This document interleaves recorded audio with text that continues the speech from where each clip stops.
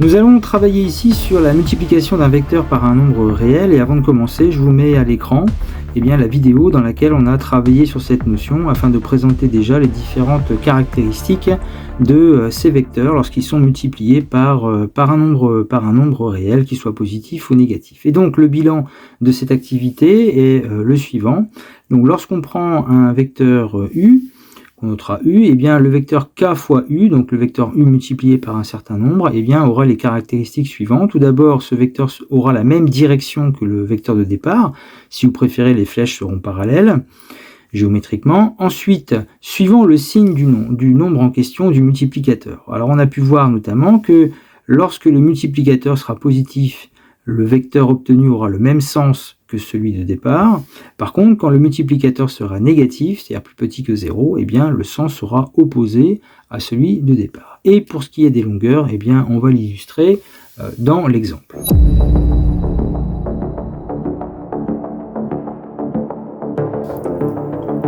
Donc en exemple, je vous propose un vecteur AB ici qui est formé de 4 carreaux, qui va ici vers la droite.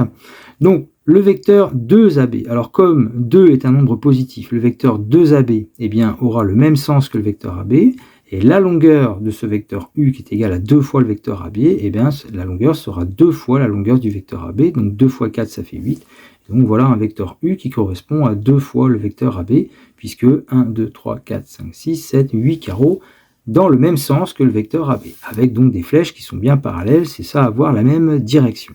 Prenons maintenant le vecteur V qui doit être égal à moins 3 fois le vecteur AB. Alors déjà, puisqu'il y a un signe moins, eh bien, justement, le sens du vecteur V sera contraire à celui du vecteur AB. Donc, nous aurons la même direction, des flèches parallèles, le sens qui est contraire, et au niveau de la longueur, on multipliera les 4 carreaux, non pas par moins 3, sinon vous obtenez une longueur négative. En fait, on multiplie la longueur par 3.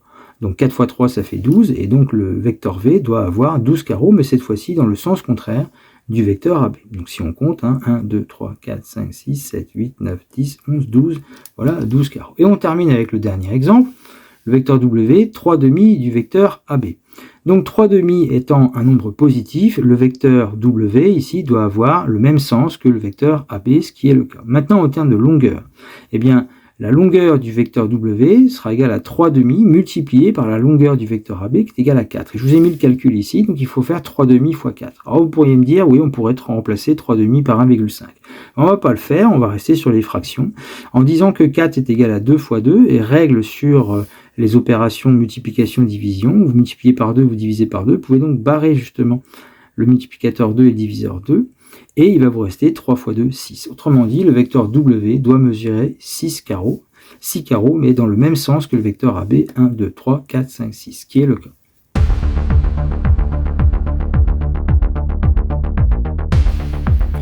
Et pour terminer avec ces constructions, un exercice assez classique, on vous donne un premier vecteur, un vecteur AC, un point B, trouver et construire le point M pour que le vecteur BM soit égal à moins 2 fois le vecteur AC. Donc, le vecteur BM en question devra avoir un sens contraire au vecteur AC puisque vous avez un nombre négatif ici, moins 2. Donc votre vecteur BM va forcément partir vers la gauche. Maintenant, la longueur du vecteur BM doit être égale à 2 fois la longueur du vecteur AC. La longueur du vecteur AC étant égale à 3 carreaux, 3 fois 2 ça fait 6, donc vous partez du point B, 1, 2, 3, 4, 5, 6, formez votre vecteur BM et le point M il est ici.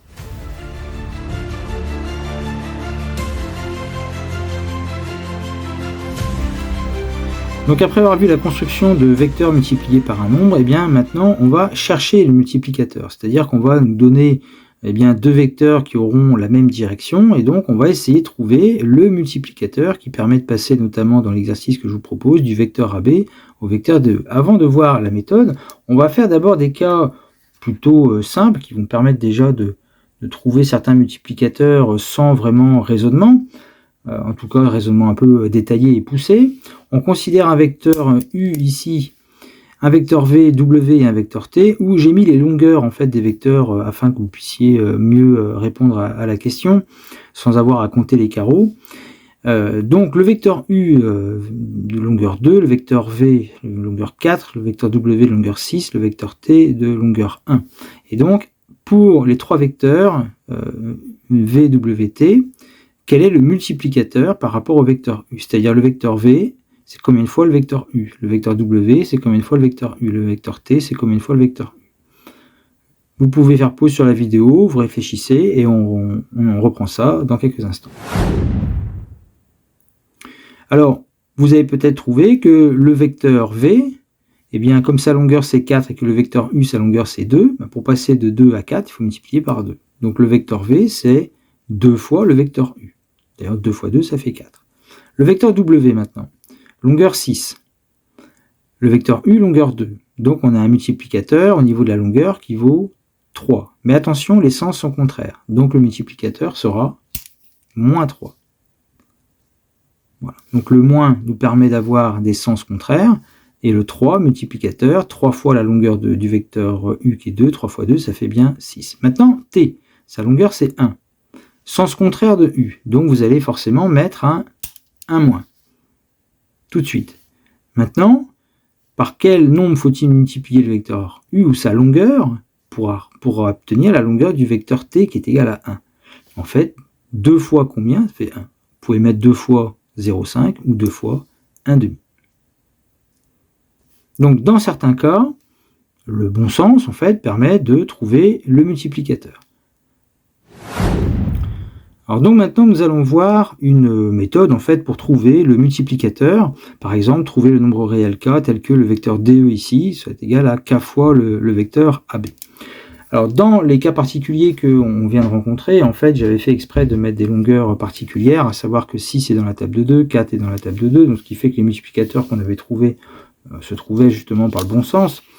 Maintenant ici on a un vecteur AB qui a une longueur de 4, un vecteur DE qui a une longueur de 9. Alors pour répondre au problème, trouver le multiplicateur k ici, on va d'abord s'intéresser au signe du nombre k. C'est-à-dire que comme les deux vecteurs ici, AB et DE, ont le même sens, eh bien, comme ils ont le même sens, on sait que le multiplicateur sera positif. Donc on va mettre un plus. Maintenant, le multiplicateur ici, d'où il provient? Eh bien, en fait, il provient des longueurs. Et donc on va transformer cette écriture de vecteur en longueur. Autrement dit, la longueur DE doit être égale à un certain nombre.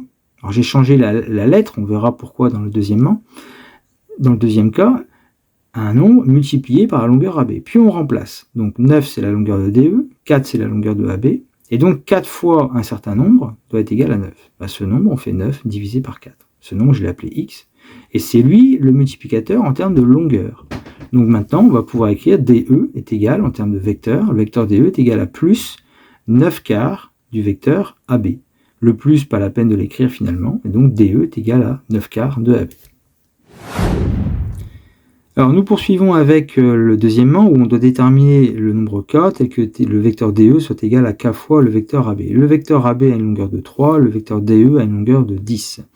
Donc on commence déjà par regarder les sens. Le sens de AB et le sens de DE, ces sens sont contraires. Donc ça veut dire que le multiplicateur devant le vecteur AB, le k ici, sera forcément négatif. Donc il y aura déjà un moins.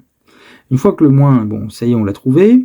Le nombre ici, pourquoi 10 tiers? Eh bien parce que pour le trouver, on va aller regarder les longueurs maintenant. Donc ça veut dire que la longueur de DE, si on reprend l'égalité ici qui est donnée mais traduite en termes de longueur, la longueur de DE soit égale à un certain nombre que j'appelle x fois la longueur de AB. Donc la longueur de AB c'est 3, la longueur de DE c'est 10. 10 doit être égal à 3 fois un certain nombre, 3 fois x égale 10, ça veut dire que x est égal à 10 divisé par 3. C'est l'opération contraire. Donc ça veut dire qu'en termes de longueur, c'est le nombre 10 tiers. En termes de vecteur, ça sera le nombre moins 10 tiers. Donc le vecteur DE est égal à moins 10 tiers de AB. Et c'est aussi pour ça que dans ma rédaction, je suis obligé de changer la lettre K, je suis obligé de mettre X, parce qu'en fait notre multiplicateur en termes de vecteur c'est moins 10 tiers, mais en termes de longueur c'est pas moins 10 tiers. Donc je suis obligé de changer en fait ma lettre dans le raisonnement en termes de longueur. Et une fois qu'on a ce rapport ou ce multiplicateur en termes de longueur, eh bien, on l'insère en fait dans notre résultat pour les vecteurs.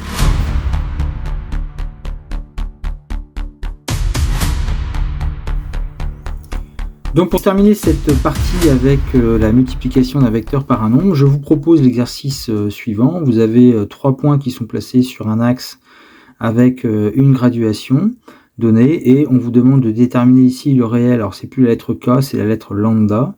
donc tel que le vecteur EF doit être égal à lambda fois le vecteur EG, le vecteur FG doit être égal à lambda fois le vecteur FE, et le vecteur GE doit être égal à lambda fois le vecteur GF. Donc vous pouvez faire pause sur la vidéo, essayer de trouver justement le multiplicateur lambda dans ces trois cas, et puis vous avez la correction juste après. Donc nous commençons cette correction d'exercice avec les vecteurs EF et EG. On cherche le paramètre lambda pour que EF soit égal à lambda EG. Le vecteur EF, il va vers la droite, le vecteur EG va aussi vers la droite. Comme ils ont le même sens, on aura donc un multiplicateur qui sera positif. Maintenant, en termes de longueur, EF sera donc égal à x fois la longueur EG. Or, la longueur EF vaut 4, la longueur EG vaut 6. Donc 6 fois x est égal à 4, x est égal à 4 sur 6, c'est-à-dire x égale 2 tiers, puisque 4 sixièmes se transforme en 2 tiers. Donc on dira que EF est égal à 2 tiers fois le vecteur EG. Continuons maintenant avec FG et FE. Alors FG va vers la droite, FE va vers la gauche, les sens sont contraires, donc on sait que le multiplicateur sera négatif. Maintenant, on va chercher ce qui se passe en longueur. Donc en longueur, la longueur FG doit être égale à un certain nombre de fois la longueur FE. La longueur FG vaut 2, la longueur FE vaut 4. Donc ça veut dire que x fois 4 est égal à 2, donc x est égal à 2 divisé par 4, c'est-à-dire 1,5. Donc en termes de vecteur, le vecteur FG est égal à moins 1,5 du vecteur FE. Et pour le troisième cas, eh bien, le vecteur GE va vers la gauche, le vecteur GF a le même sens, donc on sait que le multiplicateur sera positif. Maintenant, en termes de longueur, donc la longueur GE sera égale à x fois la longueur GF. La longueur GE vaut 6, la longueur GF vaut 2. Donc 2 fois x égale 6, ça veut dire que x est égal à 6 divisé par 2. Donc x est égal à 3, puisque 6 divisé par 2, ça fait 3. Et donc en fait, notre vecteur GE, le vecteur GE qui est ici, c'est 3 fois le vecteur GF.